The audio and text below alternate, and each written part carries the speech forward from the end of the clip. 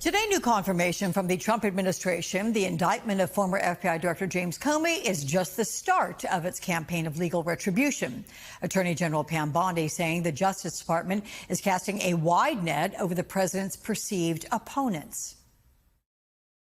Whether you're a former FBI director, whether you're a former head of an intel community, whether you are a current state or local elected official, whether you're a billionaire funding organizations to try to keep Donald Trump out of office, everything is on the table. We will investigate you and we will end the weaponization. Now, we know, of course, we have to go to trial. We'll have a great trial team, and everyone, of course, is innocent until proven guilty. However, we are going to trial in this case, and this is just the beginning. Joining us now is Democratic Representative from California, Robert Garcia. He is the ranking member of the House Oversight Committee. Welcome, my friend. First of all, your reaction to the indictment of James Comey, and what does the Attorney General's statement there say about the status of independence in the Justice Department? I just obviously just looking right now at the Attorney General, to be able to just look at the camera and lie, and essentially the hypocrisy that was coming out of her mouth in that moment should be stunning to every single American. I mean, the weaponization of government is exactly what Donald Trump is doing. He is on his revenge tour. He's going after folks he perceives as enemies or folks that have actually stood up to him. And it's a very dangerous moment in this country at this moment, knowing that Donald Trump will do whatever he can with all the power he has to go after those that he feels has wronged him. And James Comey is just the beginning. I think that Pam Bondi is right. I'm very concerned about how he's going to go after Attorney General James, for example, in New York, or Senator Schiff here in California, or other folks within the FBI and other agencies in our government that are doing work to actually try to stop Donald Trump and his lies and his abuse of power. And so this is pure government corruption. Donald Trump is the most corrupt person to ever be president of the United States, and he's using the DOJ in a way that no president ever has in the past. And so I think as a country, we've got to brace ourselves. We've got to call out the lies. We've got to push back aggressively and really be fearless in this moment, because he is going to come after all of us, and we've got to be prepared for that. Speaking of bracing ourselves, we are only 4 days from Wednesday's potential government shutdown. The president canceled that meeting with Democratic leadership on Thursday to discuss funding. Can a deal be reached, or do you expect a shutdown Wednesday? I think it's really unfortunate that Donald Trump has really no desire, or Republicans in Congress, to actually negotiate anything. What they're obsessed about is ripping away people's health care. They're obsessed about giving more tax breaks to billionaires. They could care less about the federal workers that would be impacted. And I don't know if Donald Trump doesn't realize this as far as who would own this shutdown. They control the government. They have the White House. They have the Congress. And so if the government shuts down, it is on them, because they could care less about the people that are delivering mail, our veterans who need health care, the national firefighters who are protecting us during this wildfire season. And so right now, Republicans need to realize that Democrats are not going to go along. We're not going to go along with additional cuts, additional rolling back of health care, with more tax cuts for billionaires, to cuts to our national service. And so we as a party need to stand united. And what we've said is very simple. We've said no more cuts to health care. If you want to continue to fund this government, ensure that people's premiums aren't going to skyrocket, which right now they're about to skyrocket over the next few months because of the actions of Republicans. People can't afford their health care, their prescription drugs, their medicine. And so Republicans have an opportunity to work with us, or they're going to be facing a shutdown. We're not going to sit by and just give Donald Trump more power. So you'll remember Senate Minority Leader Chuck Schumer got a lot of flack this year for agreeing to fund the government during the last shutdown threat. And this time you have the White House, again, threatening to fire federal employees in a shutdown, not just furlough them, which is typically the case.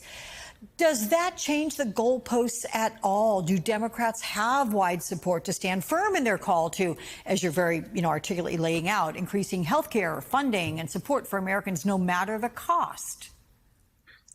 We're going to have to take care of each other in this moment. First, I completely disagreed with what Senator Schumer did last time. That was, in my opinion, that caved into Donald Trump. Donald Trump is a bully. You can't just sit there and allow him to keep punching you without punching back. And so at this moment, we've got to stand tall and firm and say no more cuts to health care, no more tax breaks to billionaires. And we have to stop Donald Trump's corruption of our government. So this fight that we're in right now is about all those things. And it's also really clear. Mike Johnson, he doesn't want to bring back the government. He doesn't want to bring back the Congress because he also knows he's going to have a vote ahead of him around the Epstein files. And so the longer they can delay seating Adelaide Grijalva, who of course just got elected to the Congress, who would be our 218th member to actually vote on that master subpoena. Over the edge. It puts it over the edge. And so they don't want Congress in session. Donald Trump just wants to be king. And so we've got to put the fight right now and push back with everything we got. So you bring up Epstein. His estate delivered that third batch of documents to the Oversight Committee, which includes years of phone call logs, flight data, passenger lists, cash transactions between Epstein and associates, and more. You have billionaires Peter Thiel and Elon Musk. They were mentioned in the documents. Did we learn anything new? I mean, enough to warrant further subpoenas from the Oversight Committee? Well, every new revelation, I think, is interesting information and builds the broader case. We have essentially right now the single largest sex trafficking ring of the modern era that Jeffrey Epstein led with Ghislaine Maxwell. We also know, and I've said many times, why the president of the United States would be best friends, according to Epstein, for 10 to 15 years, knowing the horrors and the crimes that he was committing is an important question that we need answered.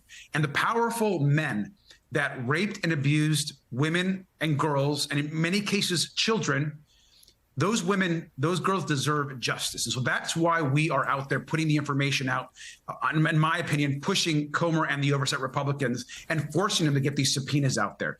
At the center of all this is going to be the financial documents. And so right now we are working to get all of the bank records, the financial documents, where the money went.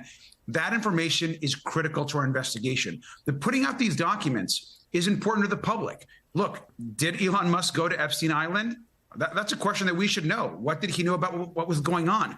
Peter Thiel, who's a huge, of course, as we know, massive donor to the Republican Party and a big supporter of Donald Trump's. These phone calls, these interactions, why were all of these powerful men friends and associating, and not just Republicans, by the way, but Democrats also? Why were all these powerful men associating with someone that was abusing and raping young women and girls?